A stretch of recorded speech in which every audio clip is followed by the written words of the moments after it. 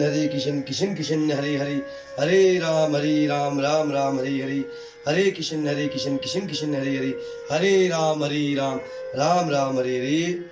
श्री राम चरित्रमानस। हरि ओम तत्सत। सत्यम शिवम सुंदरम। ओम नमः शिवाय। जय श्री राम जी की जय हो।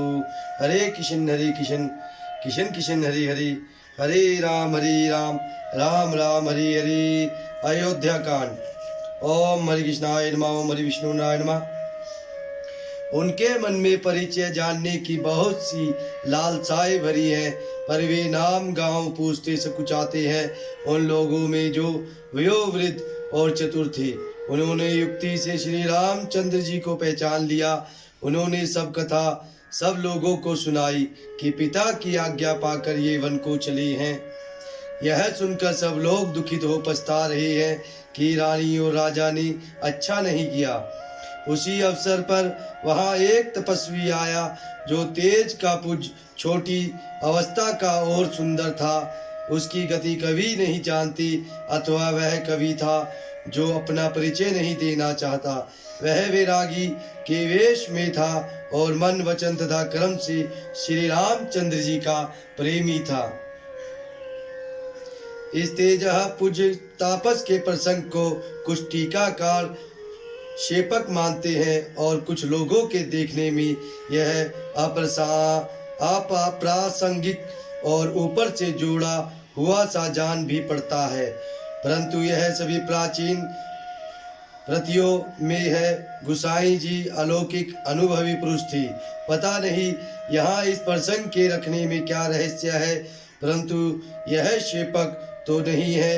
इस तापस को जब कभी अलखित गति कहते हैं, तब निश्चय पूर्वक कौन क्या कह सकता है। हमारी समझ से ये आपत, यह तापस या तो श्री हनुमान जी थे अथवा ध्यानस्थ तुलसीदास जी। अपने इष्ट देव को पहचान कर उसके नेत्रों में जल भर आया और शरीर पुलकित हो गया। वह दंड की भांति पृथ्वी पर गिर पड़ा। उसकी प्रेम विहल दशा का वर्णन नहीं किया जा सकता। श्री राम जी ने प्रेम पूर्वक पुलकित होकर उसको हृदय से लगा लिया। उसे इतना आनंद हुआ मानो कोई महादरिद्री मनुष्य पारस पा गया हो। सब कोई देखने वाले कहने लगे कि मानो प्रेम और परमार्थ परम तत्व दोनों शरीर धारण करके मिल रहे हैं। फिर वह लक्ष्मण जी के चरणों लगा। उन्होंने प्रेम से उमग कर उसको उठा लिया। फिर उसने सीता जी की चरण धूलि को अपने सिर पर धारण किया। माता सीता जी ने भी उसको अपना छोटा बच्चा जानकर आशीर्वाद दिया। फिर निषाद राज ने उसको दंडवत की। श्री रामचंद्र जी का प्रेमी जानकर वह उस निषाद से आनंदित होकर मिला। वह तपस्वी अपने नेत्र रूपी दोनों से श्री राम जी की सौंदर्य सुधा का पान करने लगा और ऐसा आनंदित हुआ जैसे कोई भूखा आदमी सुंदर भोजन पाकर आनंदित होता है। इधर गांव की स्त्रियां कह रही हैं, हे सखी कहो तो वे माता पिता कैसे हैं जिन्होंने ऐसे सुंदर सुकुमार बालकों को वन में भेज दिया है। श्री राम जी, लक्ष्मण जी और सीता जी के रूप को देखकर सब स्त्री पुरुष स्नेह से व्याकुल हो जाते हैं। तब श्री रामचंद्र जी ने सखा गुह को अनेकों तरह से घर लौट जाने के लिए समझाया। श्री रामचंद्र जी की आज्ञा को सिर चढ़ाकर उसने अपने घर को गमन किया। फिर सीता जी, श्री राम जी और लक्ष्मण जी ने हाथ जोड़कर यमुना जी को पुनः प्रणाम किया और सूर्य कन्या यमुना जी की बढ़ाई करते हुए सीता जी सहित दोनों भाई प्रसन्नता पूर्वक आगे चले। रास्ते में जाते हुए उन्हें अनेकों यात्री मिलते हैं। वे दोनों भाइयों को देखकर उनसे प्रेम पूर्वक कहते हैं कि तुम्हारे सब अंगों में राज चिन्ह देखकर हमारे हृदय में बड़ा सोच होता है। ऐसे राज चिन्हों के होते हुए भी तुम लोग रास्ते में पैदल ही चल रहे हो। इससे हमारी समझ में आता है कि ज्योतिष शास्त्र झूठा ही है। भारी जंगल और बड़े बड़े पहाड़ों को दुर्गम रास्ता है, जिस पर तुम्हारी 7 सुकुमारी स्त्री हैं। हाथी और सिंहों से भरा यह भयानक वन देखा तक नहीं जाता। यदि आज्ञा हो तो हम साथ चलें।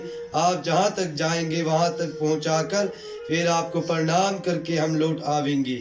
इस प्रकार वे यात्री प्रेम वश पुलकित शरीर हो और नेत्रों में प्रेमाश्रुओं का जल भरकर पूछते हैं, किंतु कृपा के समुद्र श्री रामचंद्र जी कोमल विनय युक्त वचन कहकर उन्हें लौटा देते हैं।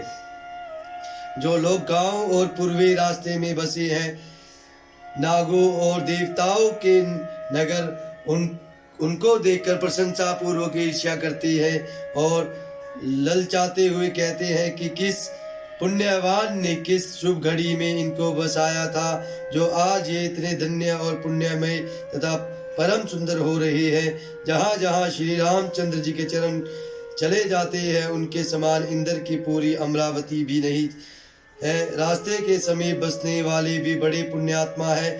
स्वर्ग में रहने वाले देवता भी उनकी सराहना करते हैं। जो नेत्र भरकर सीता जी और लक्ष्मण जी सहित घनश्याम श्री राम जी के दर्शन करते हैं, जिन तालाबों और नदियों में श्री राम जी स्नान कर लेते हैं, देव सरोवर और देव नदियां भी उनकी बढ़ाई करती हैं। जिस वृक्ष के नीचे प्रभु जा बैठते हैं, कल्प वृक्ष भी उसकी बढ़ाई करते हैं। श्री रामचंद्र जी के चरण कमलों की रज का स्पर्श करके पृथ्वी अपना बड़ा सौभाग्य मानती है। रास्ते में बादल छाया करते हैं और देवता फूल बरसाते और चिढ़ाते हैं।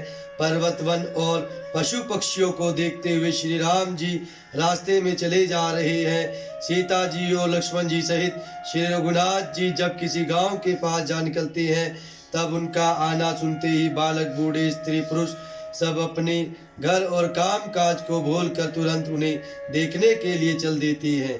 श्री राम लक्ष्मण और सीता जी का रूप देखकर नेत्रों का परम फल पाकर वे सुखी होते हैं।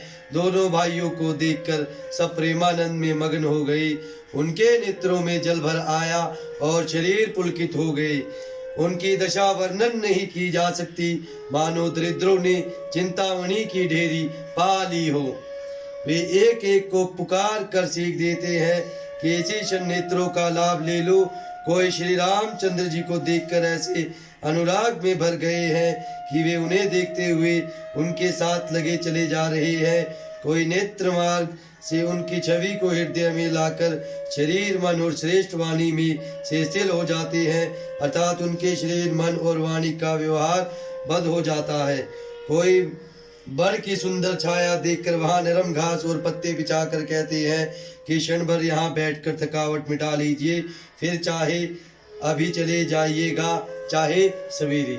हरे कृष्ण कृष्ण कृष्ण हरे हरे, हरे राम राम राम हरे हरे। ओम हरि विष्णु नारायण नमः। ओम नमः शिवाय।